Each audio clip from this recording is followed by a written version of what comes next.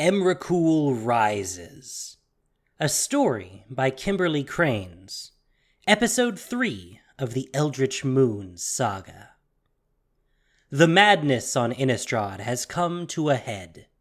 Jace and Tamio witnessed Soren's confrontation with Avacyn, and then they watched as the vampire destroyed the angel. All of Innistrad shuddered when Avacyn drew her last breath. Now, the plane is without a protector, exposed to threats both of the world and from beyond, exactly as Nahiri wants it.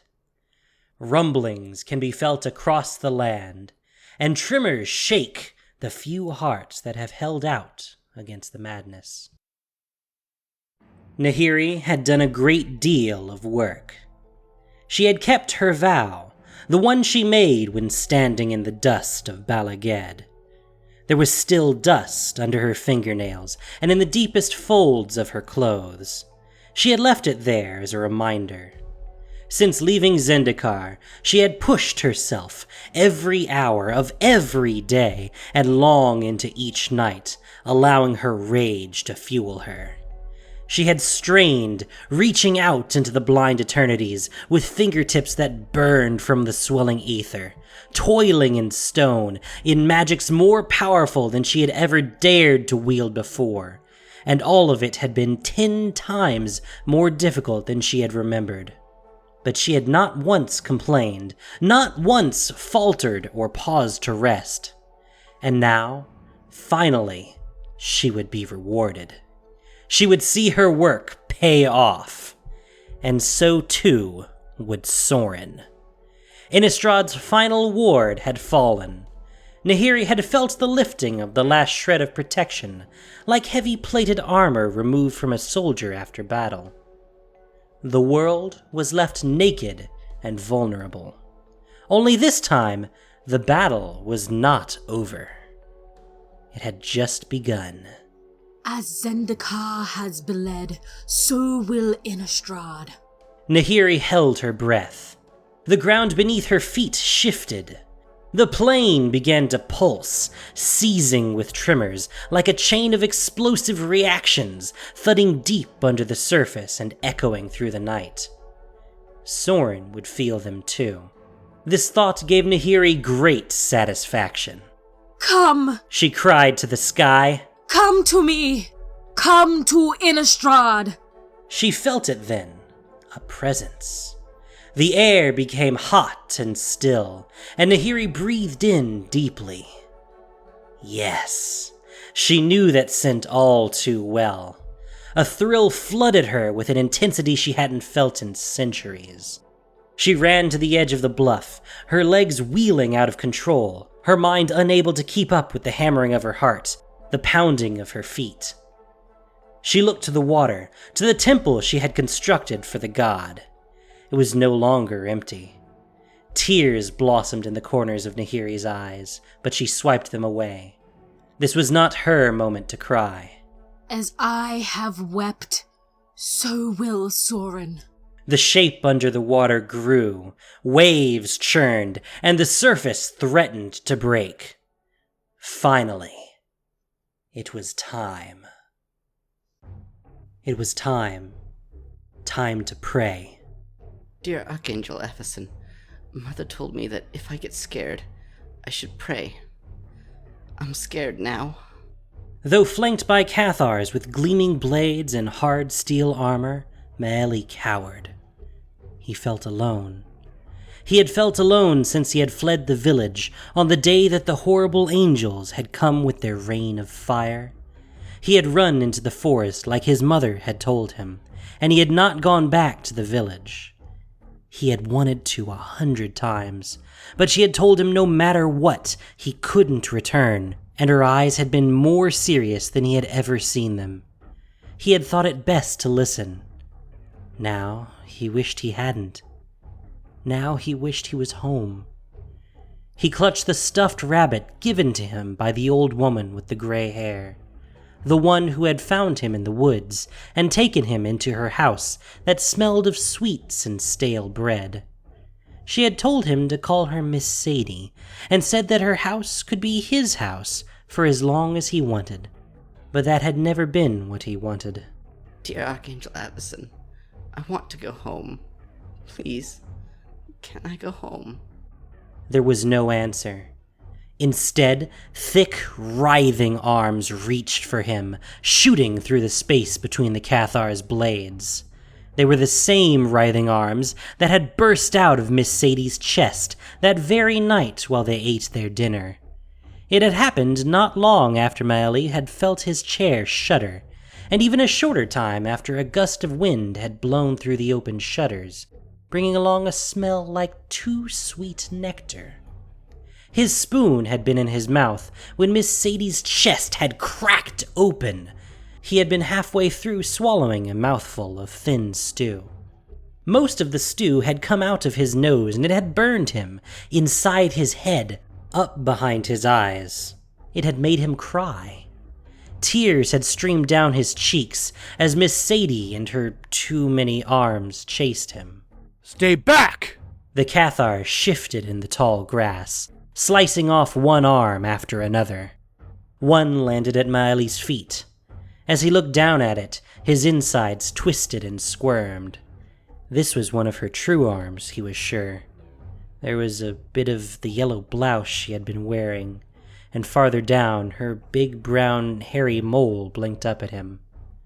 Myali buried his head in the stuffed rabbit as a tear ran down his cheek. Please, Avacyn. The angel had come to him once before. She had helped him when he was scared and lost. His mother had told him that Avacyn had come because she had prayed for the angel's help, prayed so hard that Avacyn could not ignore her. Myali did not know how one prayer could be harder than another prayer. He didn't know how to make his prayer so hard that Avacyn couldn't ignore it, but he knew he had to try. He screamed his prayer as loud as he could into the damp, matted fur of the stuffed rabbit. Please, Avacyn, help me. Avacyn is gone! The voice pierced the cold pit of Myali's stomach, and icy fear leaked out, seeping up his spine and the back of his neck. Like cold fingers, it reached up under his skull, grabbing hold of his head and turning his eyes up to the sky. An angel. For a fleeting moment, hope pulsed in Myali's heart. Hope that was a lie, he knew even as he felt it. The angel hovering above was not Avacyn. She is here now. The angel said, looking straight into Myali's eyes. She is rising. Rising! The angel tossed her head back and cried out with a shrieking laugh that filled the sky. Then abruptly she ceased laughing and held completely still as though frozen in the sky. Emrakul! She dove down, her blade slicing through the air ahead of her. Myali squeezed his eyes shut. Please. Please. Please choose me. Edith clenched her toes hard against the smooth, wet rock, securing her foothold. She was as close as she could get now, as close as she could be until the rising, until the becoming. Yet she wanted to be closer. Please choose me. She had proven that she was devout, the most devout. The most devout. Choose me. She stole a hasty glance, first out from under one side of her hood, and then the other. Yes, she confirmed that the rocks nearest her were devoid of other cultists. She stood taller, proud. No one else was there where she was. No one else was as close. She was the closest. The closest. She wanted to be closer. Choose me. Me, Emrakul. She raised her arms, spreading them to the sky, opening herself to the one that was coming. The waves crashed over her. She could feel it. It was time. Emrakul. The name, the power, the fullness unfurled within her as the water roiled. Emrakul. The wholeness embraced her, entwined with her, became her. The sea swelled upward toward the sky. Choose me, Emrakul. Take me, Emrakul. Other voices rose up behind her, chanting along with her, in time with the magenta glow pulsing beneath the surface of the water. Choose me, Emrakul. Take me, Emrakul. I am Emrakul. The glow grew brighter, stronger, more powerful, and it became a steady, unwavering light. Edith inched closer on her rock, her toes searching for purchase.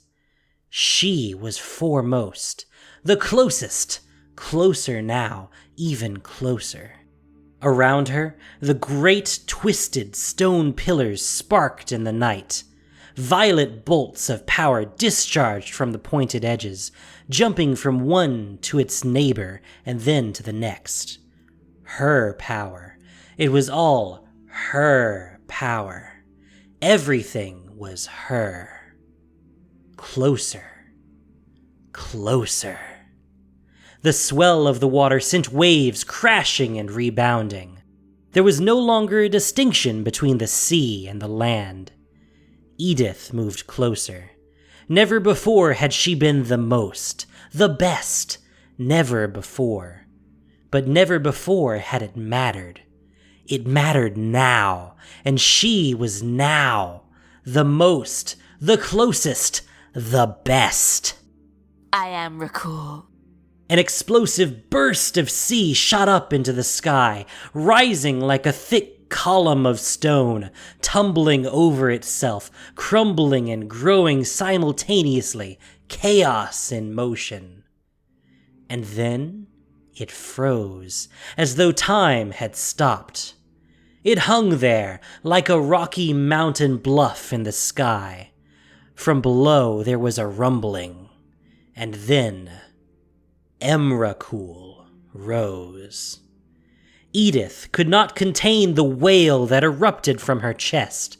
The sound of her voice swelled with the undulation of her power, and melded with the resonance of her embrace. Complete. Emrakul saw Edith there before her. She looked down at Edith with one enormous, glowing magenta eye. And Edith saw Emrakul. She stared, transfixed, into the glow, falling deeper and deeper into the intensity of her being. There was so much to see, so much to become. She had been chosen. I am Emrakul. She leaned in closer. She leaned in closer, pressing her back against Elena's. They were back to back and surrounded. Hal felt the urge to surrender, to crumple to the ground. But instead, she focused on the heat radiating off of Elena's sculpted arms, the feel of it against her own clammy flesh, and she acted as though the world was not on the verge of collapse. Where do you want to begin? She casually tossed the question over her shoulder. Step for step, they rotated together in place, sizing up the task before them. They were in a grove in the Ulfenwald, but the Ulfenwald was not the woods they had known. Everything had become twisted and horrifying. The trees now had arms with long, slender fingers that reached out to pull at Hal's hair. The brambles had mouths that blabbered and shrieked. The mosses had legs that carried them around like scampering rats. And now even the townsfolk, who did not belong here in the woods, had given in to the coercive force and become things that were far worse than the worst monsters Hal had ever known. We should start with the townsfolk, Elena said. Hal nodded.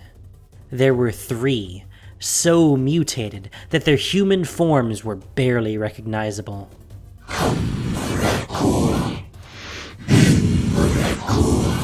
They called out. Hal felt the pull of their words. They had given in to the call the way Hal had been tempted to. They had crumpled, and now they no longer had to fight it.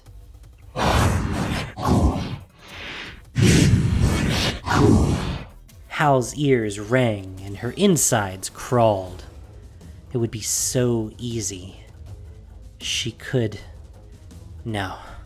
Elena's steady heartbeat said no. I'll start with the jumpy one, you take the thick one. Elena's voice didn't hitch, not even once. Hal forced herself to ignore the constriction in her throat, the tightness in her head. Sounds like a plan. She would try. She would fight. She grasped her blade and closed her mind to the garbled chanting. The thick one. She focused on the thick one. And then she gasped. Elena.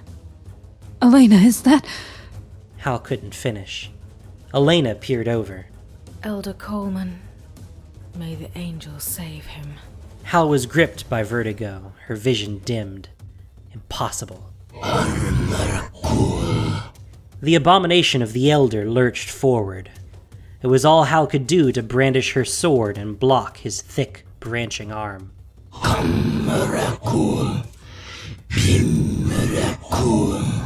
Elder Coleman's words tumbled through Hal's spinning mind. How could this monster be the man she had once known? He swung at her with an arm that was like the trunk of a tree. Hal staggered back, her mind reeling.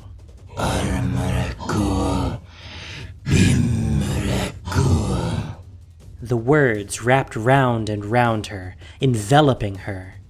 They told her not to think, not to worry, just to surrender. The Emrakul. I Emrakul. Hal? Hal! His arm! Watch on the right! Hal heard the words, but didn't make sense of them. Suddenly, a flash of silver split through the Elder's thick arm. Elena's blade. Hal knew she should swing her sword too, but it was so heavy. It did not want to be swung. The Emrakul. One Emrakul. She felt like she was floating. Hal! Elena sounded upset, but she was far away. So far away. The Emrakul. Stay with me, Hal. Our Emrakul. I need you. I Emrakul. Please. It was Elena's touch, her sweating fingers gripping Hal's wrist, that yanked Hal away from the suffocating embrace.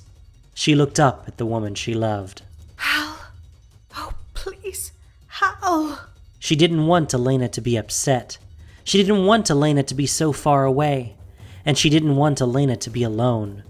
She had to fight. It was hard, harder than anything she had ever done, but she had to do it. She pushed the tightness out of her mind and found within herself the strength to lift her blade. I'm all right, Elena. I'll be all right. Of course you will. Hal felt the tension go out of Elena's body as Elena helped her to her feet. The Elder's jowls sputtered. Hal glared at him. No, that thing was not a him. It was not Elder Coleman. It was a monster. One that threatened to tear Hal away from the staunch woman at her side. She would not allow it. We should take him together, I think. Elena nodded at the monster. Yes, I think that would be best. They stood side by side, shoulders pressed close. Elena inhaled. On my mark. Hal didn't need Elena's mark to cue her. She felt the movement of Elena's muscles, and hers responded instinctively. Together, they moved like a double-headed axe, lashing out on both sides, but always connected in the middle. Elena sliced through the monster's left shoulder as Hal's blade chopped through its right. The squirming appendages landed on the ground at their feet, but the abomination didn't seem to notice. It lunged for them. Hal swung again, beheading the once holy man. Still, he continued to chant. Emrakul, Emrakul, Emrakul. Hal couldn't bear to hear the words any longer. Shut up! She raised her blade and brought it down with such force that she cleaved the Elder's head in two. A mass of latticed roots sprang out as though they had been packed inside too tightly all along. The chanting ceased. It was done. Hal reached out, and Elena's hand was there. The immediacy with which their fingers intertwined told her that Elena would always be there. She silently made a promise to give the same in return. We Emrakul. It was the voice of another of the townsfolk from behind. Emrakul. Hal wanted to scream, and then she saw it, an opening over the fallen elder's body, one that led out of the Grove of Horrors. Come. She tugged on Elena's hand. This way. Elena followed Hal out through the reaching appendages and writhing masses, out into the trees, out where the air did not reek of rotten flesh, out where the brambles remained rooted and the moss didn't skitter in sickening patches across the ground. They ran until they could no longer hear the chanting, until they could no longer feel the pressure in their heads. And then they ran farther, until their muscles gave way and their lungs screamed.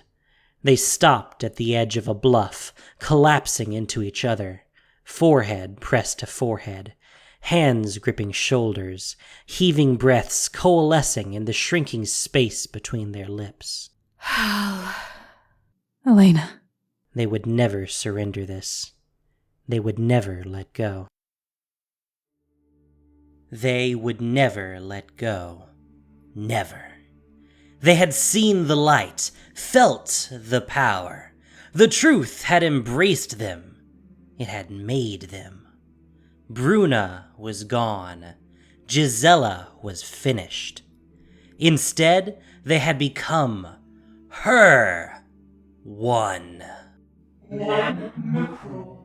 Emrakul's angel parted 4 wings, reached out with 2 arms, and cried with a single voice that sprang from 2 mouths. We are Emrakul. They were in her image, the image of everlasting truth, and their voice was hers. We are Emrakul. Their call drew others. We are Emrakul. Voices rose up from the world below, melding into one sound, one truth. Emrakul. Be Emrakul. We Emrakul. It was glorious. It was everything. It was her. Emrakul's angel led all below in following her radiant form. What once was dark was now bathed in her light, true light that was spreading farther and farther, a blossoming sunrise that would soon touch every corner of the world. All are Emrakul. We are Emrakul. We are Emrakul. All are Gah! No! Jace pushed the swirling words from his mind with a stern swipe. And stay out! Tamio had taught him how to combat Emrakul's maddening touch, but maintaining the mental bulwark was more challenging than the moonfolk made it seem. That was a problem. A big problem for his plan. Every time he focused for too long on something other than the Eldrazi, her tainted lattice would creep back into his head, corrupting his defenses and burrowing into the deepest recesses of his mind. This time it had been the sight of the warped angel in the sky overhead that had distracted Jace. He had done well at keeping his eyes on Tamio's back, keeping his focus on their trek across the rocks. He was following her toward what she called the Nexus Point. But the presence of the angel had been too much to ignore. So impossibly alien was its shape that Jace's curiosity had gotten the better of him.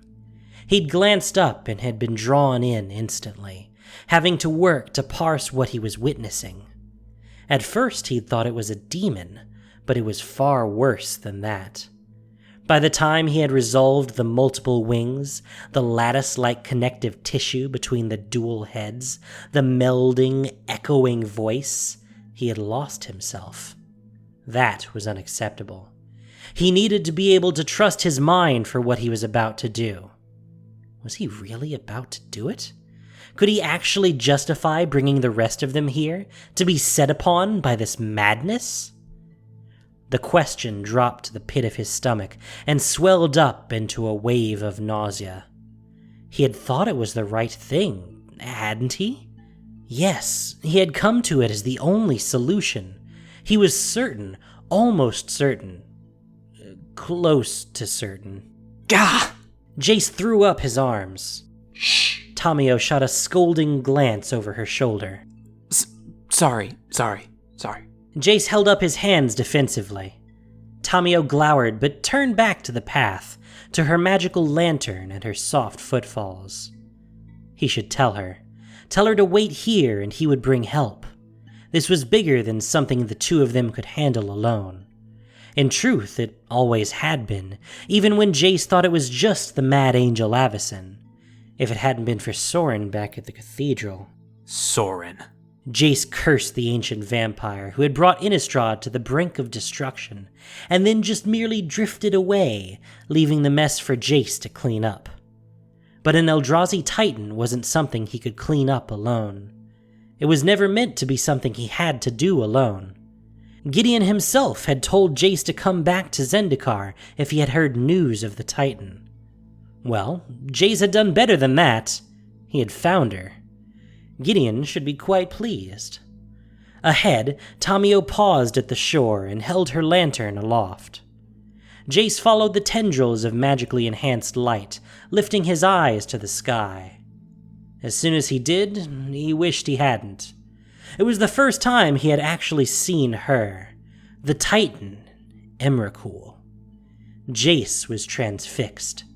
Emrakul was bigger, he could swear, than either of the others, and in her way, far, far more powerful. She had only been on this world for a short time, and already so much of it seemed to belong to her. All of Innistrad had uprooted itself to follow her. Cultists, warped into her likeness, dragged themselves over the rocks, abandoning all they had been in their former lives. Animals and monsters alike, on the land, in the sky and in the sea, flocked behind her as she went. The trees, mosses and brambles, even the algae trailed itself from the water to be closer to her warping presence. Jace, too, felt the urge to go to her. I am Rakul. No. He wanted to shake himself. He had to clear his mind. He had to think. He couldn't let her have what she wanted. He once again mimicked what Tamio had taught him, clenching his hands into fists with the effort. The process of ensuring that there was no residue of delirium was not unlike clearing away cobwebs from inside one's head. Thick, lattice-like cobwebs exuded by a towering Eldrazi monstrosity, hell-bent on consuming the mind of every living thing on this world. Jace shuddered. This is what he would have to be able to do for them, for Gideon and Chandra and Nissa. He'd have to protect their minds along with his own. He couldn't bring them here and then leave them to be consumed by her. He wouldn't. So then the question was, could he do it? He had asked himself this very thing what felt like 100 times, and yet he didn't have an answer. You say they call her Emrakul? Tamio's curious voice drew Jace out of his thoughts. He glanced at her. Her face was a study in serenity, as though holding her mind against the madness was no more difficult than breathing. Yes, that's one of the things they call her. Fascinating that such a thing should have a name. Tamio lifted her telescope from her belt and placed it to her eye. I wonder if that is what she calls herself. Jace had never paused to ask that question. He would have never thought it something worth asking. The moonfolk saw things much differently than he did. He stared ahead at Emrakul's massive form, trying to see her the way Tamio did. He looked into her enormous magenta eye. It was warm and welcoming. He wondered what he would find if he went inside. He held himself back, just on the precipice. What is your name? What do you call yourself? A deluge of words echoed from all corners of his mind. Eternal infinity. This world is mine. The absolute. I shall have all. The beginning, I shall be all. The being, all are Emrakul. The end, the end, the end. Jace pulled back, gasping for breath. This was not the end. This would not be the end. Not for him and not for Innistrad. He had to stop doubting, stop procrastinating. He had to trust his mind. He glanced again at the serene Tamio. If she could do it, he could do it. He could do it for them. Yes, it was time to bring the Gatewatch to Innistrad. He cleared his throat. Tamio, I have to go. What? Tamio turned, her lavender eyes wide. There are 3 others. Planeswalkers. They're powerful, they're the best there are, and they can help. I have to go get them. On another world, we killed 2 more like that. He nodded at Emrakul without actually looking at her. Tamio appeared reluctant to believe him. 2? It took all of us, but yes. Tamio cocked her head and squinted into his eyes. Jace had the urge to look away. He felt guilty under her scrutiny, though he wasn't sure why. And then suddenly she smiled. You did? Yes, you really and truly did! My, now that's a story I'll have to hear. But another time. If this world's story hopes for an ending other than darkness, we must each do our part. Will you come with me? No, Jace. That is not my path. Will you be here when we come back? We will all be where we must be. Jace opened his mouth to argue, but then he felt a calming touch on his mind. Tamio. He no longer had to fight to hold on to his sanity. He hadn't even realized that he had been straining so hard. It was like a terrible headache had finally broken. Relief. He relaxed into it. I will protect your mind so you can planeswalk. Go. In that moment, there was nothing Jace wanted more than to do as she said. He wanted to go, to leave this world, leave the Titan. Return to the world they had already saved. Zendikar. Seagate. The merfolk, the core, and the vampires together. Nissa would be there, her green eyes aglow. And Gideon with his broad shoulders and ready smile. And... Well, look who decided to show up. Hey, Gideon, over here! Chandra. About time. The tromping of boots materialized in Jace's ears, and the afterimage of Emrakul looming above gave way to the smiling face of his friend.